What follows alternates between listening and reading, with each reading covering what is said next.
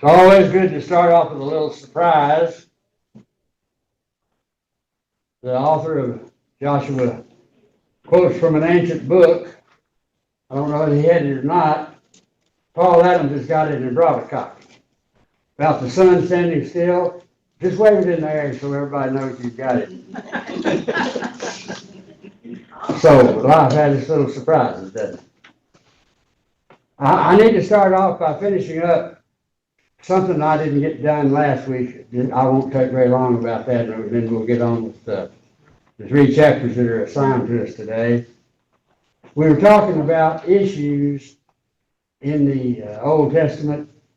There's certain things that were widely accepted, but then there was the other side of things, and the main one of those was whether God rewards and punishes now. There's yes and there's no. I don't think I quoted Jesus on the topic because you remember I'm old and forget things.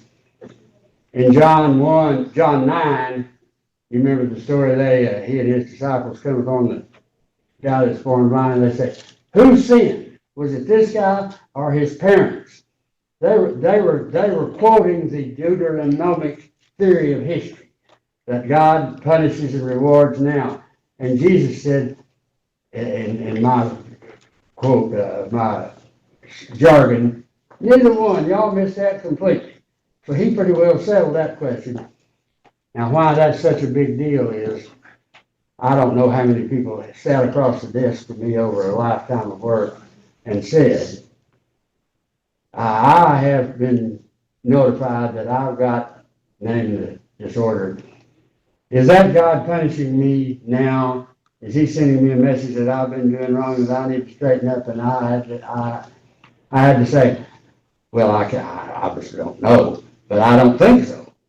I can't imagine what that would be, because that's always a worry of, have I done something to cause this? Have I brought something on myself? I think Jesus pretty well solved that. No, God has work to do, but he's not going to. He doesn't drop things on us just to show us that we're on the wrong track. Anyway, there were two others of those that I need to take just a second with. One is the matter of the afterlife. Bible scholars generally agree. This doesn't come from me. I happen to agree with it. In the Old Testament, there is no developed doctrine of afterlife. It just isn't there. You look. You get a hint or two, but what people usually do when they do this is they start moving scriptures over to make it say that it's not there. And so that's a pretty big deal when we're studying the Old Testament. And the other one is a question that never had dawned on me until it was assigned to me in class to do a paper on it. And that is a comparison, evaluation comparison of Jewish religion when they were mobile, when they were in the wilderness or campaigning militarily. Was their religion at a higher level then, or when they got to the temple and had that going on, because that was where they thought they were headed the whole time, was to get to the temple? It never had dawned on me to ask that question. Obviously, there were lots of others who had done that. And the conclusion of the prof that I had at that time was that their religion was at a higher level and more of a pure form of faith when they were on the move. When they were on the move, they were a force to be dealt with. They were committed in every way that you can be committed to the job that they were doing. And by the time of Jesus, that temple religion had become an embarrassment. What it was a system where people could get to be big shots and do things they ought to be doing. We'll get that out of the way, and you don't need to worry about that. Somebody else will take care of that for us. But I need to introduce you to. We've got 3 chapters today, so we've got to kind of get on with it. We're gonna mistreat the third one because it was dividing up the spoils. but we're going to spend most of our time on the first two.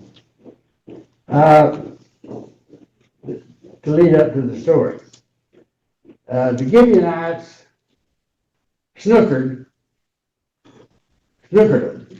They saved their lives by lying and showing off signs of things that were misquoted. The old bad clothes and bad animals and bad food and all that. So please don't kill us. So they made slaves out of them. Now that leads us up to the story today. There were 5 kings in that area who evidently were in touch with each other, who heard that the Gibeonites had made peace with Israel, and that kept them, so they agreed to make war against the Gibeonites. Think about that for a minute. You guys made peace with Israel, you shouldn't have done that, so we're going to get you. I'm not sure if my arms are big enough to get around that. They say, the Gibeonites say, help, help, send us some help. You did it to us, and now, Josh, okay, here we come. And they did. They did a big war, and there were some curious things that happened there.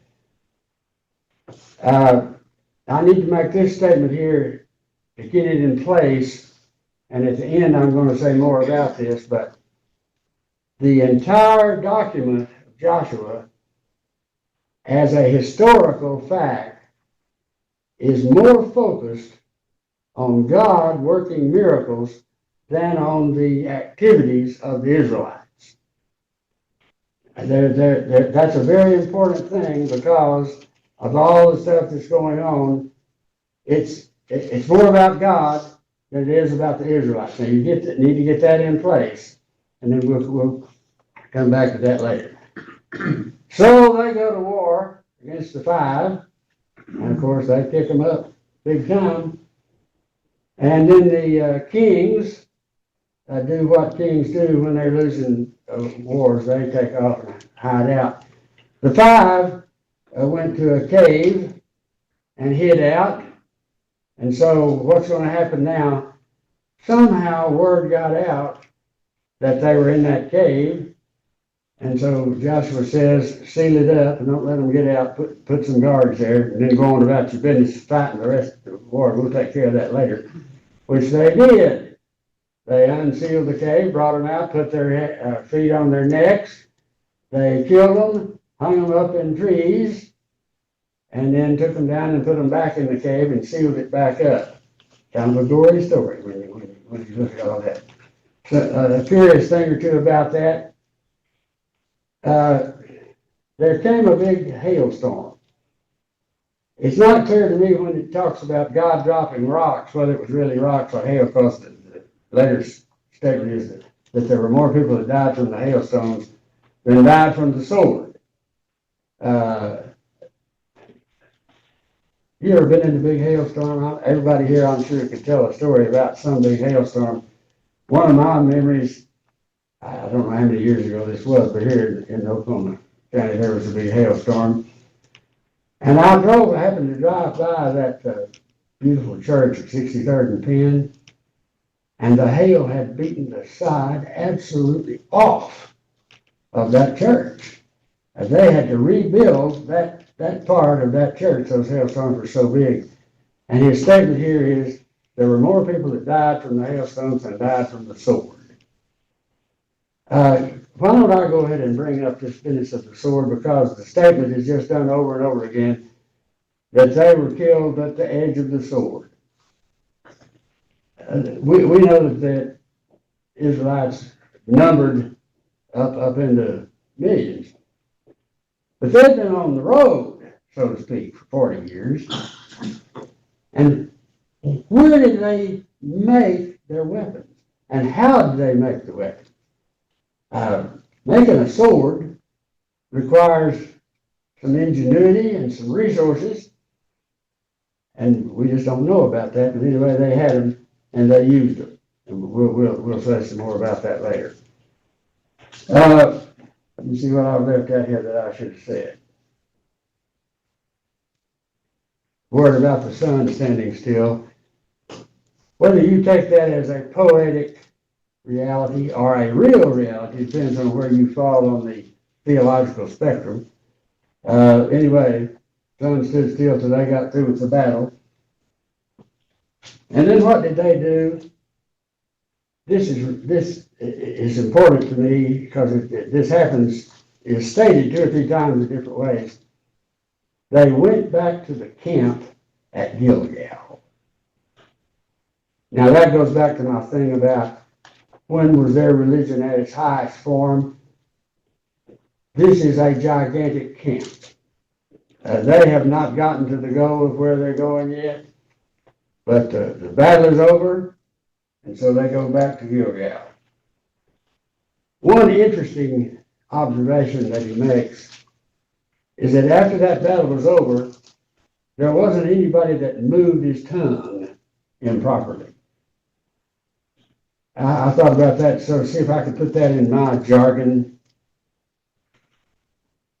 We talk and we sing a whole lot about a whole lot of talk and not much action. And what we know is that in all kinds of situations, there's a whole lot of talking that goes on. And a lot of it is not very helpful. When people evaluate things, they get all kinds of theories, and we talk about our schemes and all that. But when this one was over, nobody was bad talking. I guess the whole thing was just so impressive. The battle itself, the hailstones, the kings and all that, that it's like what is needed is a season of quietness.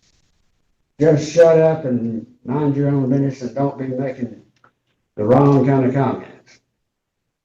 In my lifetime, as I think about situations where there have been bad things said, it would have been a lot better had they not been said.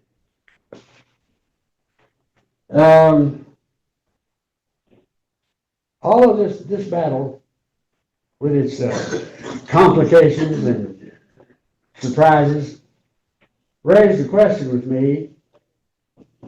I want to deal with it for a minute, if you'll forgive me. Why are some militaries good at what they do and others not? Let me refer to a little historical reading that I'm sure a lot of you have done. In the Civil War, the biggest problem that Lincoln had for a long time with the Northern Army was he couldn't get generals that would fight. They were in the military for political purposes. They wanted to run for president or be a king or whatever else. And he changed generals over and over because he couldn't get any that would fight. Moved to more modern times in World War II. Churchill was in the same boat. He could not find generals that would fight. He changed generals several times and finally got Montgomery, who wasn't any smarter than anybody else and not necessarily any better than us, but he would fight and did. And that's what he wanted. Those 5 kings had a lot of soldiers. There were a lot of them, and they had what you need if you're going to fight a war, totally inadequate. And of course, we immediately say, well, there's God. The God part of it has to be dealt with. But they weren't good at that. They lost, and the kings lost their lives and all that. But it's just the fact that some militaries are good and some aren't. To chapter 11. This is just a kind of an elaboration and a continuation of the same theme, battle after battle, and the same thing happens. They're worried about it. God says, don't lose faith, keep courage, and keep going, and they win, of course. What they all have in common is slaughter. They killed them all. As I put my Bible in my lap and sat and thought about that, what would we say about that in modern times? Well, we'd be real critical about that. A program that I was watching yesterday was February of 1944, 45, when the Allies bombed Dresden, which was a beautiful, productive city in Germany, and over 40,000 people were killed. And then they decided they just couldn't do that anymore. They not only dropped high explosives on them, but they dropped firebombs and burned them alive and all that. And there's some things that just won't do. And as I was sitting there thinking about this, and in our day and time, that just wouldn't do. Slaughtered them all by the sword. One curious thing is they burned the cities after they killed the people, except those that were on a mound. If a city was on a mound, they didn't burn it. Explain that to me. Somebody got a theory about that? Well, those cities are more defensible, and if they inhabit, There'd be a lot more trouble, wouldn't it? Have to go uphill, and it'd be anyway, they didn't burn them. One other thing that was curious to me, did you run across the word Anakim as you were reading that? We know about them. These are the big cats. The big bad guys. These are reputedly giants. They killed them. They didn't kill them all. There were some places where they spared some of them, but they took care of those big guys. I don't know how. I never have known how to account for the presence of those big ones. Anyway, that happened.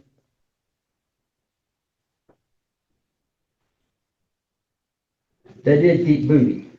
They kept the animals and things that they needed. And when you think about it, that kind of makes sense too. There were a lot of them, and it took a lot of stuff to feed them, and so they were using these animals, I assume, to keep people alive and fed.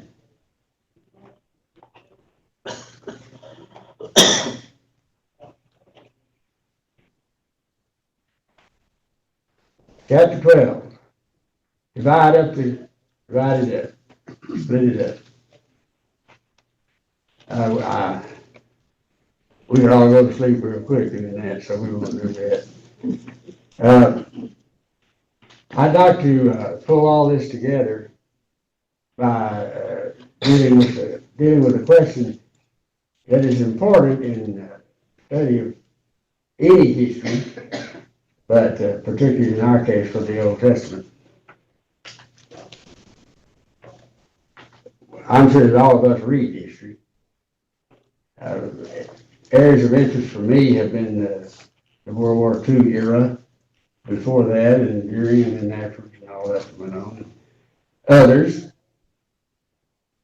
when you talk to people who are professional historians, they will often say that you cannot faithfully report history.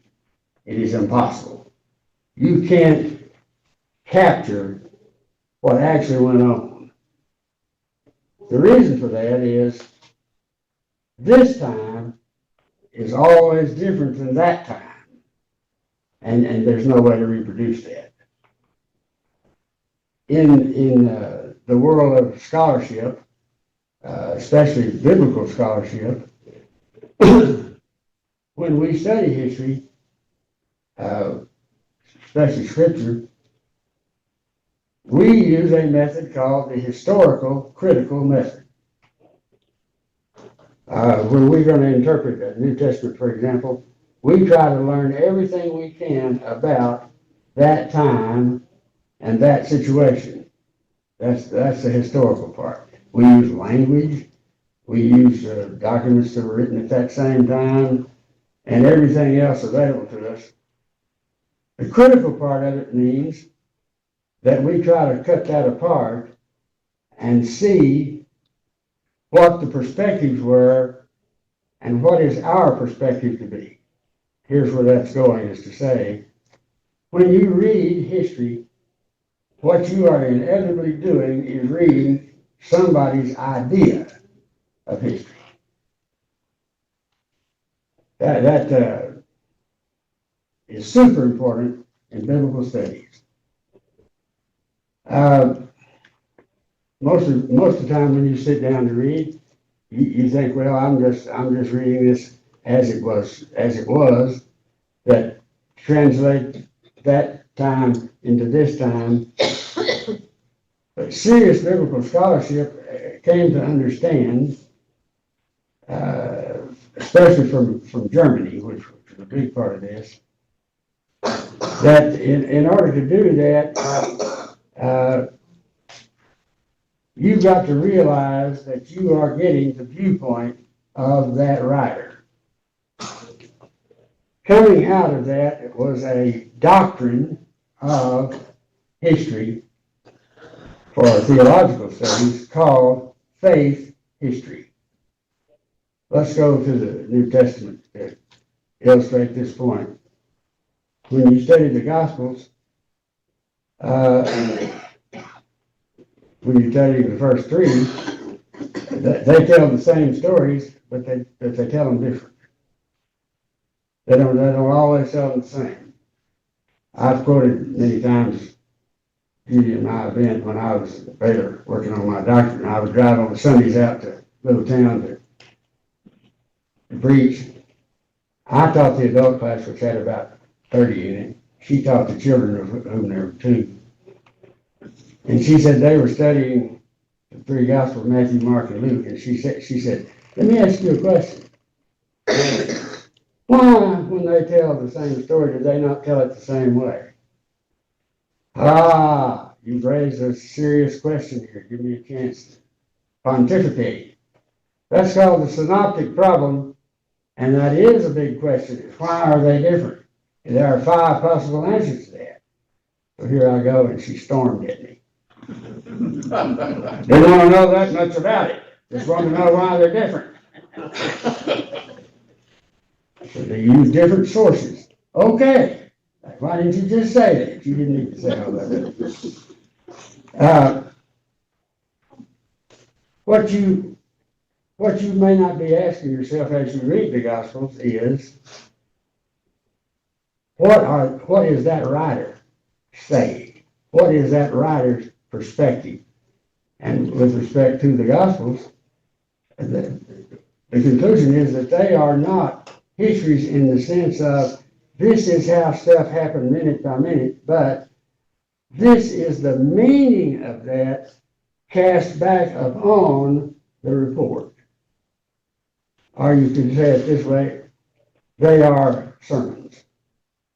When you are reading one of the Gospels, you are reading a sermon. Now, that's not something that everybody knows about and thinks about. In the world of theology, that is called faith history. Let's apply that to Joshua and the rest of it. Back to the point that I made to start all this, that the book is a story of the miracles of God. That's what that's the point he was making over and over again. And the activity of the Israelites was just a tool to facilitate that.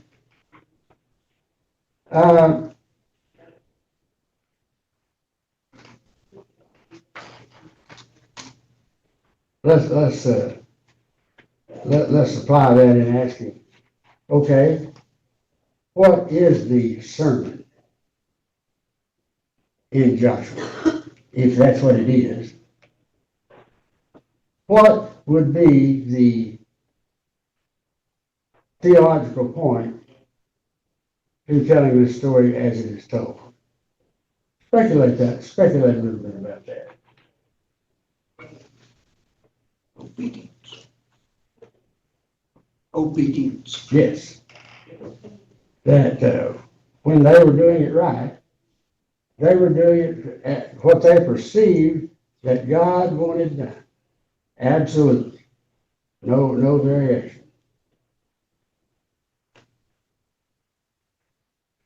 How is that different from just reading it, that this is literally what happened and that's it?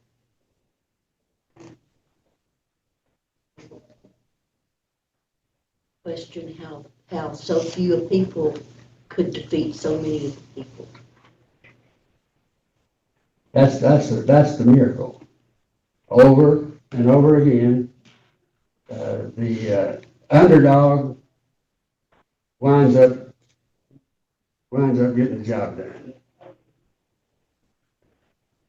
It shows that how God, through their obedience, how he's taking care of each and every one of them. They lost very few. There was one place where I think they said there were 36 that died, but mostly it was a one-sided deal.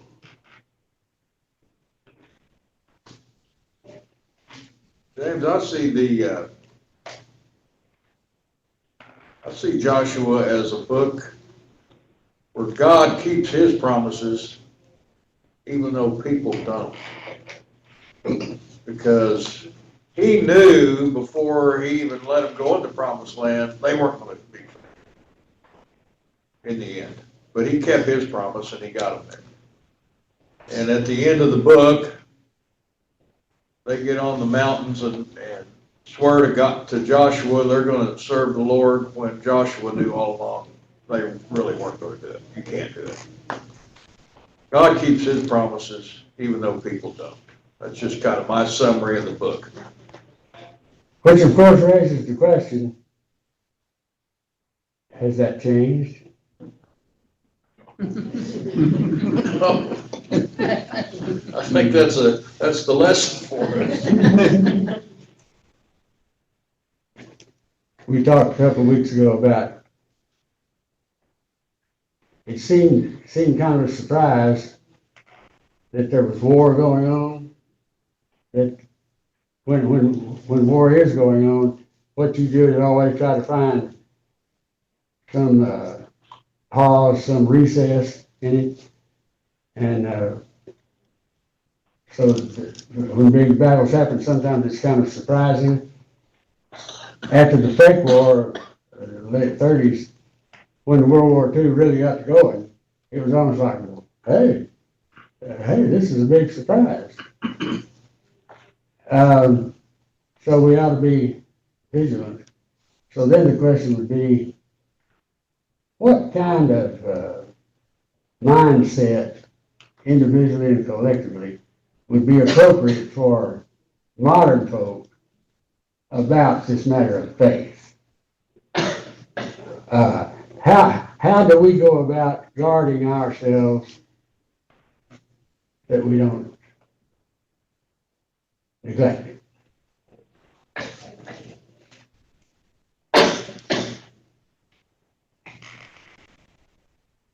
Individually and collectively.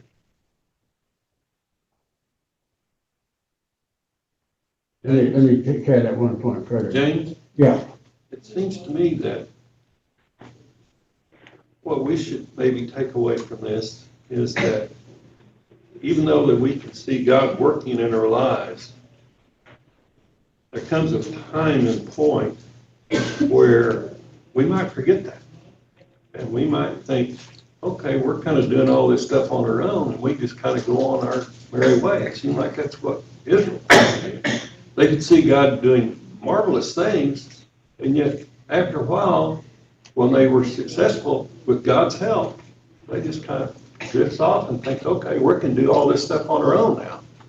And they move away from God. And that's, I think, what we need to be concerned about.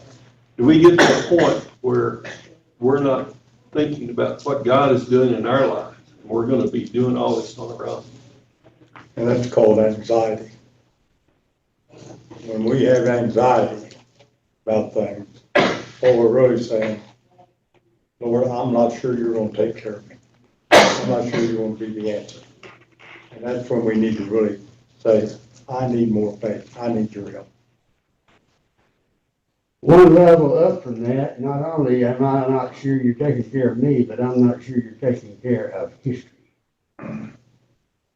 Those of us who in the world of education have been discouraged and worried about the trend in the nation towards secularism. We know that major churches and religious preferences and all that have gone down, down, down. It hadn't been very many years that 70% of Americans believed in God and did something about religion, and that's down to 40-something now. And it's like, whoa. What we say about that is a wave of secularism is sweeping the country, and that's a fact. I mean, when you wonder why things aren't going well religiously, that's the answer. At least the biggest one. There are simply fewer people who are tuned into whether God is and what is He doing, and so yes.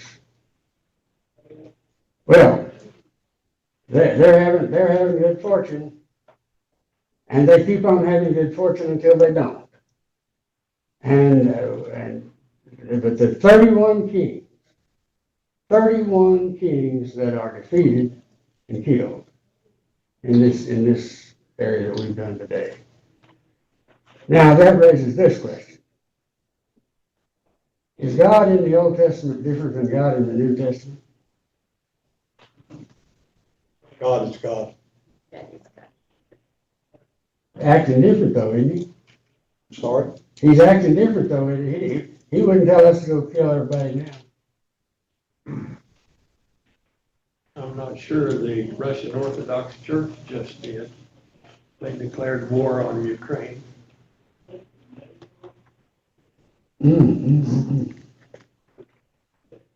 always the issue for churches, whatever the region is, when war breaks out. That was Germany, of course, went along with the Hitlerian declaration of the superiority of German theology and German blood.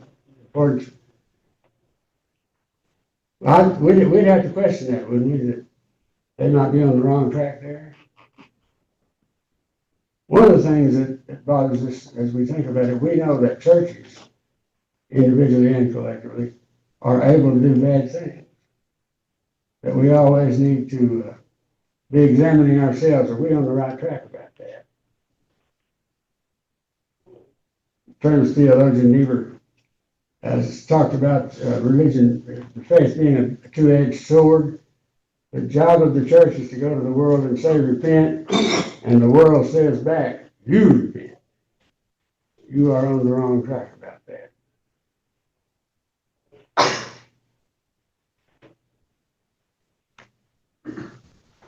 Well,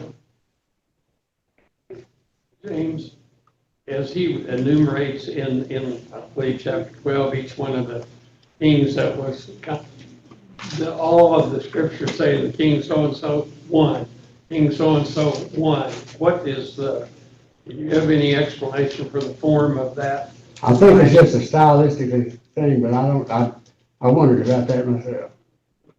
It was kind of weird. I think it's like a prop saying, well, there's number one and there's number two, and I think it's, Just enumerating them in a different way. yeah.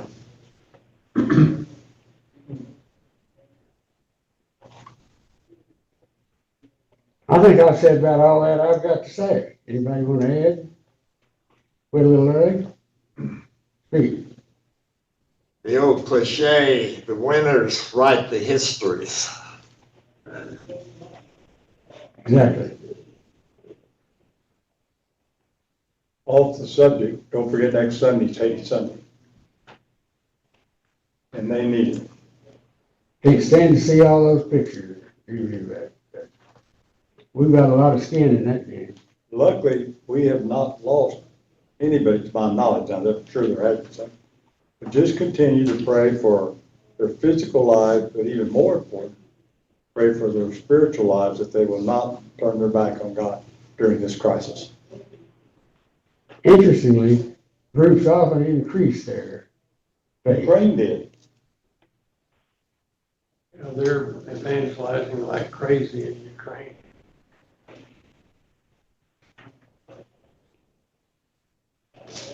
Okay, that's what I brought. Thank you all.